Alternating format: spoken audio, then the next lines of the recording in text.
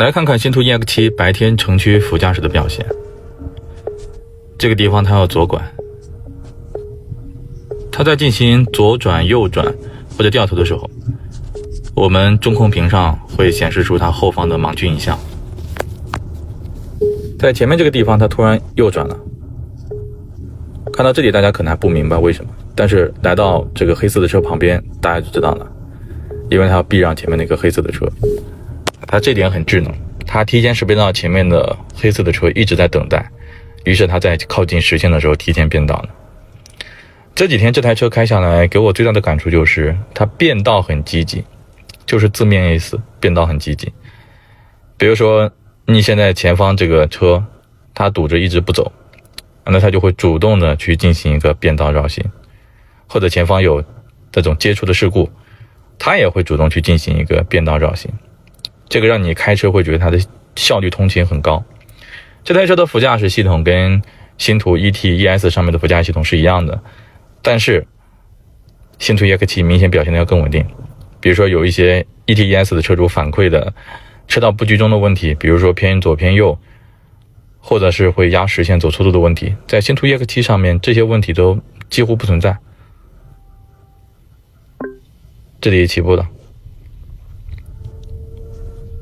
这台车在城区只要是按着导航走，它很少会走错路，除非那种非常非常复杂的场景，像压实线或者跨实线变道，除了一些特殊情况，它基本上是不会压实线的。车道居中保持的能力更是很强。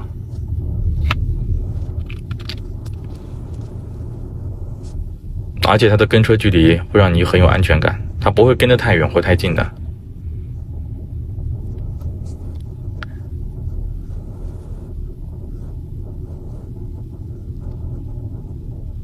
这里有斑马线，它明显减速了一下。因为是在城区啊，这里有限速，所以这个副驾系统它不会开得特别快，除非是你人为接管。这个副驾系统我们可以通过拨转向灯来提示它进行左右变道，也可以通过左边的旋钮来进行一个速度的控制，或者通过油门踏板来给它进行一个加速提醒。这个地方要左转，这旁边有很多电动车，它避让的都非常好，而且转得很果断。这里有行人，其实他是给了一点点刹车，但他发现这个行人停住之后呢，他就会快速通过。其实我觉得他这样反而要更安全。就这台车它的副驾驶拟人能力是很强的，就它跟我们人思考的这种方式很像，就他会判断这个人会不会往前走，当他判断这个人不往前走，他就会直接开过去，他不会像别的副驾驶一样就僵在那里。你看这里前面，因为这个白色的车占道了，一直停在那里，他就主动进行了绕行。这就是我说的，他一旦遇到这种占道车辆或者前面有出租车，就是停车吓人，他就会主动去进行一个绕行，当然是在确保安全的前提下。这条路上行人跟车已经比较多了，所以这里他开的相对会慢一点，再加上前面有车。这个路况应该跟大家平常上下班路况是很接近的，就电动车、行人、汽车混杂，就副驾驶在这条路上开没问题，那你日常上下班代步也绝对没有问题。那在前面这个路口，这里这几台车是有点乱的啊，大家有点交织在一起了啊，还有电动车穿行，但是它表现很稳定啊，就等前面的车有序通过之后，它就快速通过了，它不会说僵在路口那里不知道该怎么决策。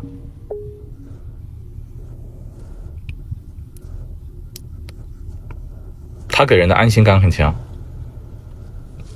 这个副驾驶你只要有体验个10几20分钟，你对它的驾习惯熟悉之后啊，你就会对它特别放心。这里它是要进行右转的，但是由于前方车辆在等红灯，所以我们无法进入这个右转的车道，只能在这里等待啊。现在这个副驾驶啊，它就是走城市里的路线啊。之前有很多人问我说，激光雷达做什么用？就是用来做主动安全功能的，比如说像 AEB、AES， 它就是以视觉为主，一段式端到端架构。它对算力的依赖其实不是很高的，因为它的副驾驶的模型是用文远智行商用的 L4 级的模型回灌到 L2 级来做训练的，所以它的拟人的程度是非常非常强的。你可以理解为把这个副驾驶模型给它送上云端，用 L4 级的各种场景去对它进行训练，等它学会了那些场景的应对之后，再放到我们本地端，它就表现非常好。你看在这里，其实这时候右边是有电动车的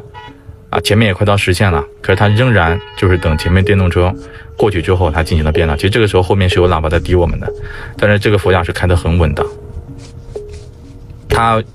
不是人啊，他不会着急的，他就是按照他的节奏，